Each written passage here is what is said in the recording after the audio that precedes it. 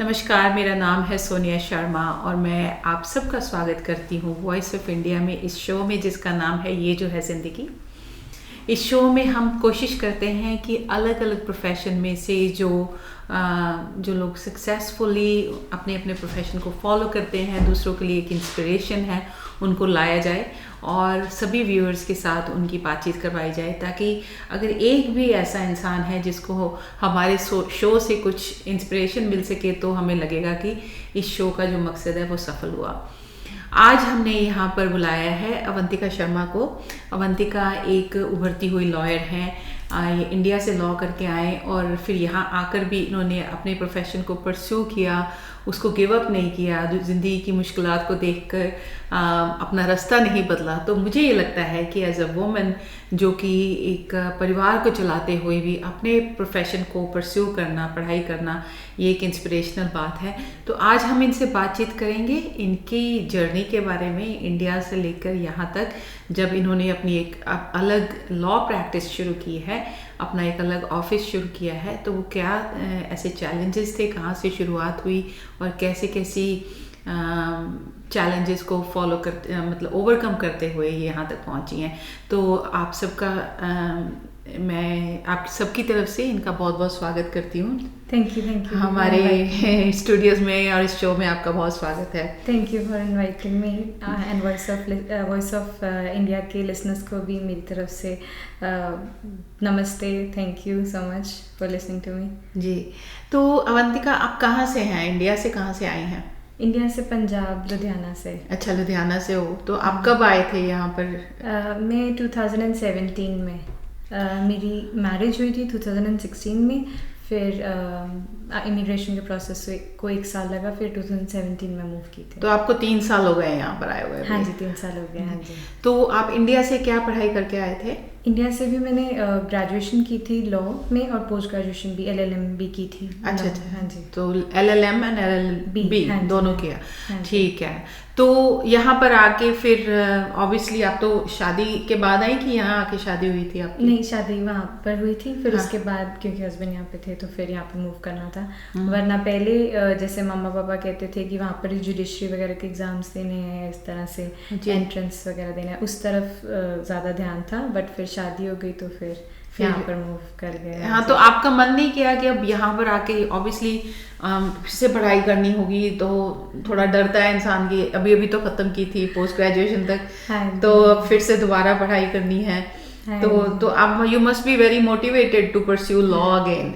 हाँ जी, हाँ जी। यूँ भी था कि एक तो थोड़ा शौक खुद से भी था पढ़ने का, और मेरे को घर से भी ऐसा कोई प्रेशर नहीं था कि काम करना है इस तरह से, तो उनको यूँ ही था कि अगर पढ़ना है तो पहले पढ़ाई कर लो। मुझे बेटर ही लगता था कि घर पे बैठ के पढ़ाई करना रादर देन कि मतलब बाकी जॉब्स वगैरह पे जाऊँ, तो मुझे वो बेटर लगता था करना। हाँ, तो आपको सपोर्ट मिल गई, फैमिली से सपोर्ट मिल गई? हाँ जी, बहुत सपोर्ट मिली फैमिली से। तो आपको ऐसा नहीं कि कोई और जॉब्स करनी पड़ी, लेकिन you were able to focus on your studies? हाँ जी, हाँ जी। तो जब एक इंसान इंडिया से पोस्ट ग्रेजुएशन इन लॉ करके आता है, तो यहाँ पर आके क्या प्रोसेस है, कितनी पढ़ाई करनी पड़ती है, वेयर टू स्टार्ट, क्या करना पड़ता है पहले? यहाँ पर पहले असेसमेंट एग्जाम्स करवाने पड़ते हैं। असेसमेंट जैसे आपकी डिग्री वगैरह असेस होगी, फिर आपको असेसमेंट के एग्जाम्स देंगे, कुछ को 10 आते हैं, कुछ को 5 आते हैं, 13 मैक्सिमम एग्जाम्स होते हैं जी। तो वो एग्जाम्स देकर फिर आपको अपने आप को जौन से भी प्रोविंस में प्रैक्टिस करना, उस प्रोविंस में इनरोल करवाना पड़ता है। हर प्रोविंस के अपने अपने क्राइटेरियाज होते हैं। मैनिटोबा में वो कहते हैं कि बार का एग्ज़ाम देना है, साथ साथ में आपको आर्टिकलिंग करनी होती है जी। तो यूँ जनरली इस प्रोसेस को 2 साल लग जाते हैं, 2 साल, इतने 2 से 2.5 साल आपको, अगर आप फुल टाइम पढ़ रहे हो तो? हाँ जी, हाँ, फुल टाइम। तो आप जब कह रहे हो कि क्रेडेंशियल असेस करवाने पड़ते हैं, तो वो WES के थ्रू क्रेडेंशियल असेस होते हैं? नहीं, इनकी बॉडी डिफरेंट है। अच्छा, लॉ की बॉडी डिफरेंट है। हाँ जी, हाँ जी। तो वो यूनिवर्सिटी ऑफ मैनिटोबा या इनके थ्रू करवाते हैं कि? वो नेशनल बॉडी है, नेशनल कमिटी ऑफ एक्रेडिशन, वो इसकी है, लॉ की अलग से है बोर्ड ना। ठीक है। NCA कहते हैं, FLSC बोर्ड होता है इनका जी, NCA के थ्रू आते हैं। ठीक है। तो वो बेसिकली आपकी पढ़ाई देखते हैं कि इंडिया से आपने क्या पढ़ा है। हाँ, तो फिर और इस यहाँ के हिसाब से वो कहाँ बैठती है, और जो गैप्स हैं उसके लिए आपको एग्जाम्स दे देते हैं कि आप क्लियर कर लें, तो then you are equal to a Canadian educated lawyer. हाँ जी, यहाँ के जो अंडरग्रेड जितना मतलब जितना लॉ का जो सा होता है। हाँ जी। तो उसके बाद फिर आपने आर्टिकलिंग की, आर्टिकलिंग के बाद अब आपने अपनी प्रैक्टिस शुरू की है ना? हाँ जी, हाँ जी। अच्छा। तो बच्चों के साथ आपके पास बच्चे हैं अभी कि नहीं? हाँ जी, मेरा एक छोटा बेटा है। अच्छा, अभी बेटा भी है। हाँ जी। तो मुश्किल नहीं होती आपको कि पढ़ाई भी करनी है और काम भी करना है और बच्चे भी देखने हैं, बच्चा छोटा है अभी? हाँ जी, नहीं मुझे वैसे थोड़ा तो मुश्किल होता है, जेन्युइनली थोड़ा सा काम ज़्यादा बढ़ जाता है, बट यूँ मुझे घर से बहुत सपोर्ट है, मेरे हस्बैंड की, मेरे फैमिली की बहुत सपोर्ट है। अच्छा, इस वजह से मैनेज हो जाता है। तो सपोर्टिव फैमिली का बहुत बड़ा रोल होता है। ज़रूरी होता है। हाँ जी। तो एंड टाइम मैनेजमेंट उसकी भी जरूरत पड़ती होगी आपको काफी। हाँ जी, कुछ साल थोड़ी नींद कॉम्प्रोमाइज करनी पड़ती है, इवेंचुअली पे बैक कर जाती है। जी। तो मैं ये भी पूछना चाहती हूँ कि अगर सपोज आप जैसे आई 2 साल आपको पढ़ने में लगे, आपने साथ साथ कुछ वॉलंटियर वर्क भी किया, करना पड़ता है इन ऑर्डर टू? ज़रूरी नहीं होता, बट यूँ अगर आप कर लें सीखने के लिए कि आप किस प्रोफेशन में जा रहे हैं, उसमें किस तरह के आपको चैलेंजेस फेस करने पड़ेंगे, तो हाँ वॉलंटियर वर्क अगर करें तो बेटर होता है। मैंने किया था जब मैं थी टोरंटो में, तब मैंने एक लॉयर के साथ वॉलंटियर वर्क किया था कुछ देर के लिए, और मुझे बहुत कुछ सीखने को मिला उनसे जी। तो ज़रूरी होता है, करें तो बढ़िया रहता है। तो टोरंटो में कितनी देर रुके आप वहाँ पे? 1 साल। 1 साल टोरंटो में थे आप? हाँ जी, हाँ जी। तो किसी लॉयर के पास जाके अपने सिंपली ये कहा कि मैं वॉलंटियरली आपके लिए कुछ भी करूँगी, काम करूँगी? हाँ जी, हाँ जी। अच्छा। तो एटलीस्ट आपको उससे Canadian way of conversation, communication का पता लगता है। हाँ, बैंकिंग का पता चलता है, कितनी सब चीज़ों का पता चलता है। हाँ जी। तो डू यू थिंक कि जो लॉ है वो इंडियन लॉ से जो कैनेडियन लॉ ज़्यादा बहुत डिफरेंस है उसमें? नहीं, ज़्यादा डिफरेंस नहीं है, क्योंकि हम भी कॉलोनियल रूल में थे, कनाडा भी कॉलोनियल रूल में था, तो इतना डिफरेंस नहीं है। कॉन्स्टिट्यूशन वगैरह मोर और लेस सेम ही है, बट हाँ प्रोसीजरली काफ़ी डिफरेंस है। प्रोसीजरल लॉज में काफ़ी डिफरेंस है। अच्छा। हाँ जी। तो वो कैसा डिफरेंस आपने ज़्यादा फील किया यहाँ पे और वहाँ पे? मतलब व्हाट काइंड ऑफ, जहाँ कहते हैं प्रोसीजरल लॉ, वो क्या चीज़ है? जैसे एक सब्सटैंटिव लॉ होता है जिसमें बेसिकली सब्सटेंस देखा जाता है लॉ का, कि वो जो थोड़ा थ्योरी होती है वो सब्सटेंस देखा जाता है। वो मोर और लेस कंसेप्ट हमारे सेम है, कॉन्स्टिट्यूशन के, एडमिनिस्ट्रेशन के, वो सारे हमारे कंसेप्ट सेम है, बट जो प्रोसीजर फॉलो करते हैं जैसे कोर्ट्स में जैसे प्रोसीजर होता है, हाँ जी, वो सब चीज़ों का डिफरेंस है। ना हमारी आम लैंग्वेज में कह सकते हैं प्रोटोकॉल जो है, प्रोटोकॉल वो अलग है। हाँ, अच्छा। तो आपको लगता है कि कई बार ये नोशन है, जैसे मैं तो ले पर्सन हूँ, तो कई बार ये नोशन मन में आती है कि शायद यहाँ पर इंसानी जो ज़िंदगी है उसकी वैल्यू ज़्यादा है। मुझे ये लगता है कि कनाडा में इंसानी जो इंसान की ज़िंदगी की वैल्यू बहुत ज़्यादा है और इंसान के हक जो हैं उनको काफ़ी इम्पोर्टेंस दी जाती है ना? तो ये ट्रुथ है, वैसे आपको लगता है ऐसा है? जी हाँ जी, हमारे भी वहाँ पर इंडिया में भी कॉन्स्टिट्यूशन है, राइट्स हैं और ये सब चीज़ें, बट ऑफ कोर्स यहाँ पर जिस तरह की इम्पोर्टेंस दी जाती है राइट्स को, आपके सब चीज़ प्रिविलेजेस को, उस तरह की इम्पोर्टेंस इंडिया में तो नहीं दी जाती। अब यहाँ पर प्रोसीजरली इस तरह से डिफरेंस है कि जैसे इंडिया में तो हमें सड़क क्रॉस करने का, सड़क पे चलने का भी नहीं पता कि हम कैसे चलें, यहाँ पर तो उन चीज़ों के भी रूल्स हैं। हाँ। गाड़ी चलाने के रूल्स हैं, उस तरह से ऐसे लॉ में भी प्रोसीजरली काफ़ी फ़र्क है जी। हाँ जी। तो नहीं, आपने वो बात शुरू की सड़क क्रॉस करने की, तो मैं आपको एक इंसिडेंट शेयर करती हूँ। मैं कैलगरी में रहती थी, तो कैलगरी में हिली एरिया है। अच्छा जी। तो एकदम से मतलब मेरे को सड़क क्रॉस करनी थी, तो मेरे को दूर से चलते आते देखा नहीं किसी, क्योंकि ऐसे ना मोड़ था, तो it was a blind spot. तो अगर गाड़ी कहीं आ रही है, उनको पता नहीं कि यहाँ पर कोई वेट कर रहा है सड़क क्रॉस करने के लिए। तो मैं एकदम से जैसे वो सड़क के किनारे आई क्रॉस वॉक पे, तो किसी गाड़ी ने जिसने निकलना था उसने एकदम ब्रेक मारी ताकि मैं निकल जाऊं। अच्छा जी। तो उसके पीछे 3 गाड़ियां आके उसमें कोलाइड हो गई, क्योंकि उनको मन में ये था कि कोई क्रॉस करना चाह रहा है तो इसको जाने देना चाहिए। तो वो जो फीलिंग है ना, to be able to let the other person take a lead, वो बहुत ज्यादा है यहाँ पे। और यहाँ हमने विनिपेग में देखा है कि जो प्रवासी पक्षी होते हैं, गीज, अगर वो क्रॉस कर रहे होते हैं सड़क तो पूरी ट्रैफिक खड़ी होती है कि एक गीज की फैमिली जो है वो निकल रही है पक्षियों की, और वो भी ऐसे होते हैं कि वैसे तो मीलों उड़ लेते हैं लेकिन सड़क उन्होंने चल के क्रॉस करनी है। वही बात है सच में। तो उसके पीछे यहाँ पर इनकी इतनी वैल्यू है और फिर ह्यूमन लाइफ की तो वैल्यू बहुत ज्यादा होएगी। नहीं दैट्स ट्रू। और ये नहीं है कि हिंदुस्तानी लॉ जो है वो ह्यूमन लाइफ को इतनी वैल्यू नहीं देते हैं, पर मुझे ये लगता है कि यहाँ पर गवर्नेंस और यहाँ पर इम्प्लीमेंटेशन ऑफ द लॉ जो है वो बहुत स्ट्रांग है। हाँ जी, तो इसीलिए लोगों को मानने पड़ते हैं वो रूल्स। हाँ जी, सो दैट्स नाइस। यहाँ पर हम थोड़ी सी ब्रेक लेंगे, कमर्शियल ब्रेक लेंगे और फिर हम आपसे दोबारा बातचीत शुरू करते हैं। व्यूअर्स हमारे साथ बने रहिए कमर्शियल ब्रेक के लिए और आपको फिर से मिलते हैं इस शो में जिसका नाम है ये जो है जिंदगी। Hi, this is Sonu Sood. Just want to wish a lot of wishes for the new launch which is happening on 15th of August.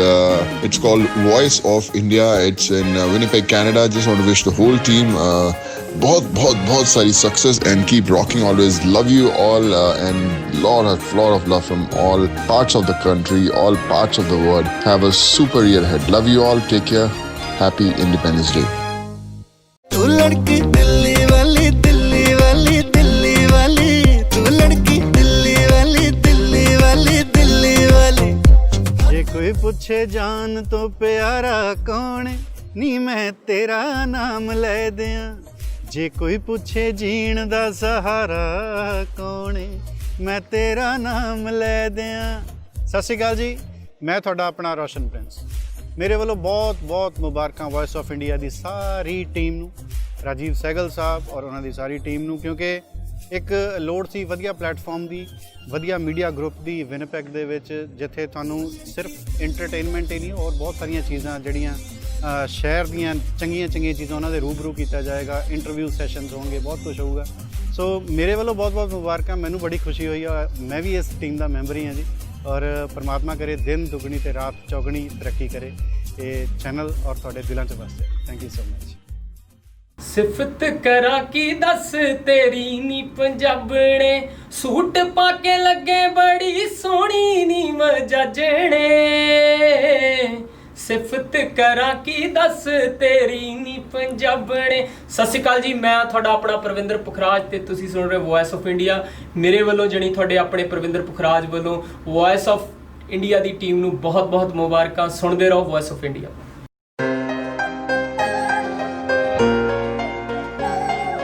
Winnipeg ਦੀਆਂ ਰਾਤਾਂ ਲੰਮੀਆਂ ਹੋ ਗਈਆਂ, ਛੇਤੀ ਜੇ ਦਿਨ ਢਲ ਜਾਂਦਾ ਹੋ ਉੱਥੇ ਵੀ।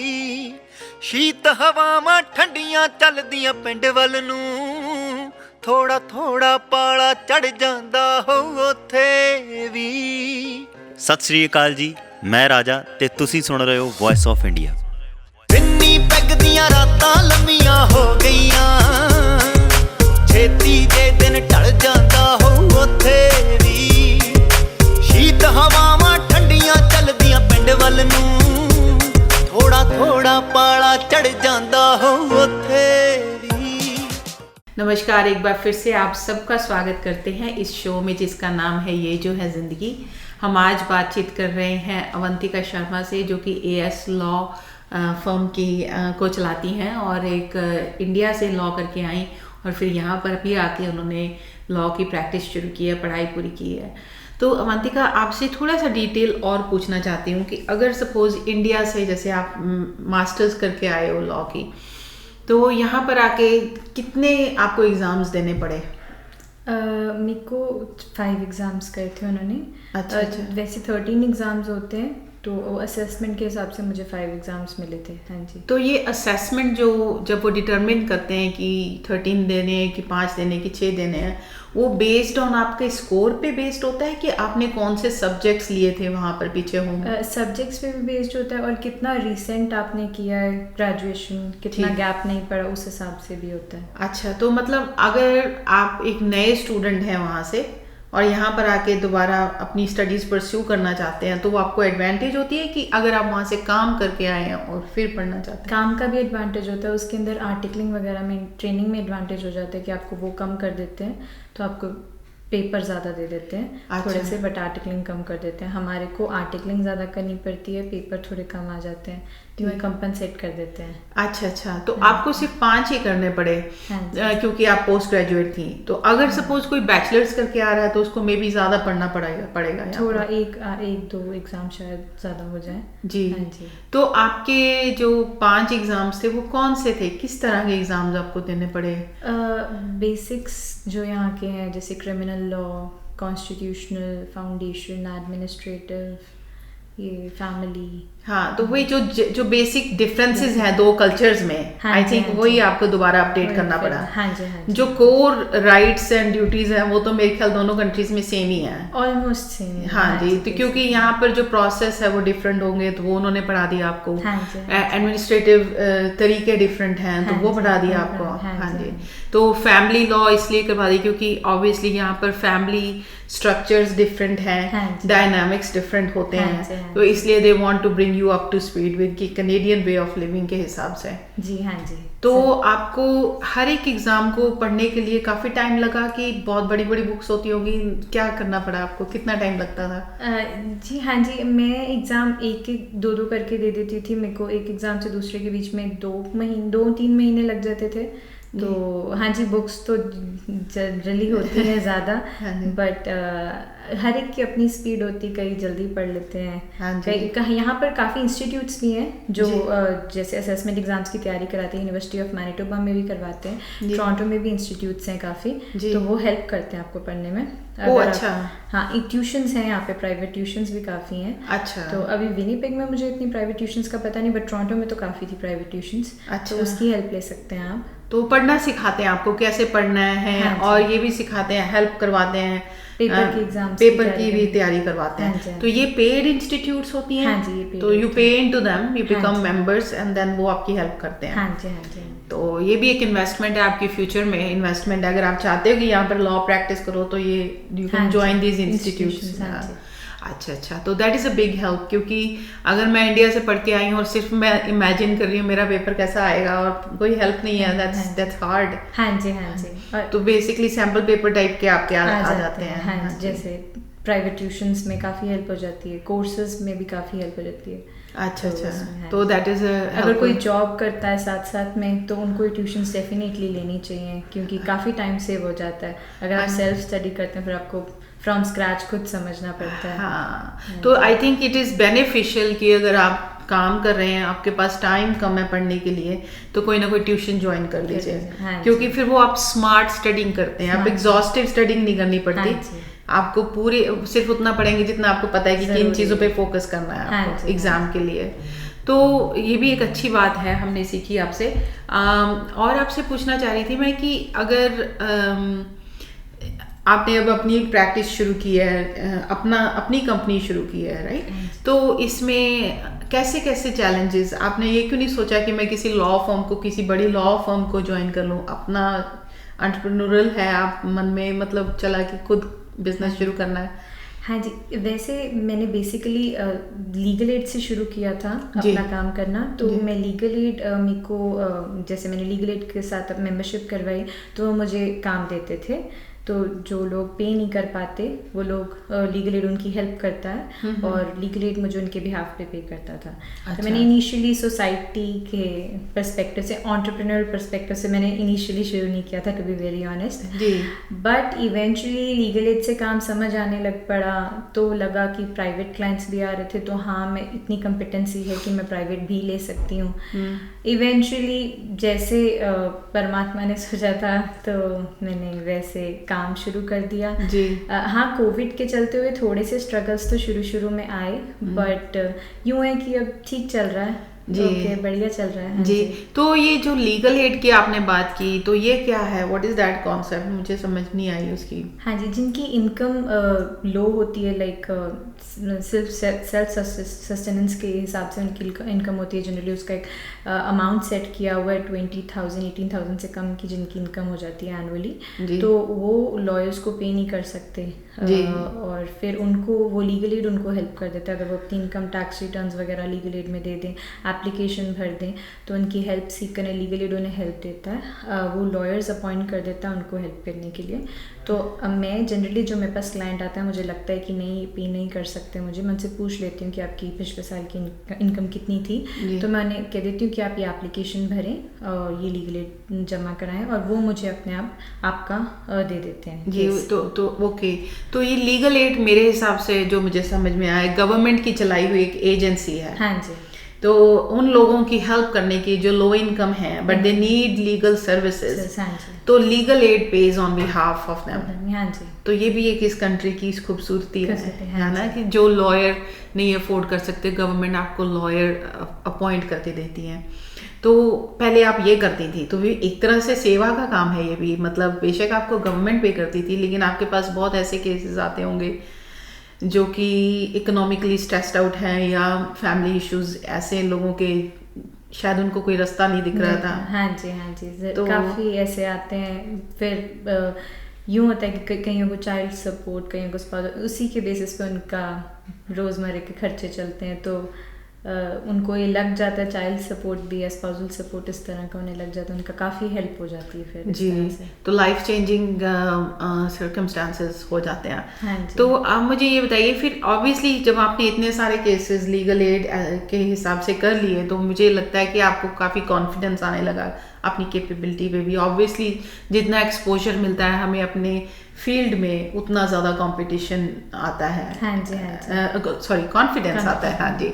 तो कॉन्फिडेंस के साथ फिर आपको ये लगा कि अब मैं अपनी प्रैक्टिस शुरू कर सकती हूँ। हाँ जी। तो कैसे चैलेंजेस आए बिगनिंग में आपको?